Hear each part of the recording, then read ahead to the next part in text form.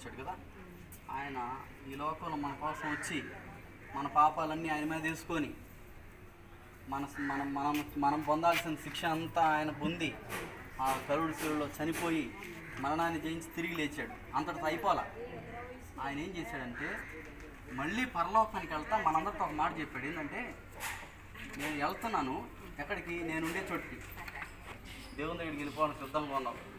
ఈ రోజుల్లో ఎవరు ఎప్పుడు వెళ్ళిపోతారో తెలియదు. కరోనా వచ్చిన తర్వాత ఎవరు ఎప్పుడు వెళ్ళిపోవాలో తెలియదు. అయితే నేను చెప్పే ఒక్క మాట ఏంటంటే, యేసు ప్రభువుని నమ్మేవు కాబట్టి ధైర్యంగా ఉండు. నీకు అక్కడ దేవుడు గొప్ప ఇల్లు సిద్ధపరిచాడు. అర్థమైందే? నువ్వు ఇక్కడ ఎంత డబ్బులు పెట్టినా నిరంతరము నన్ను నడిపించును, మరల వచ్చి యేసుకొని పోవును. నిరంతరము నన్ను నడిపించును, మరల వచ్చి యేసుకొని పోవును. యేసు చాలును చాలును, యేసు చాలును చాలును.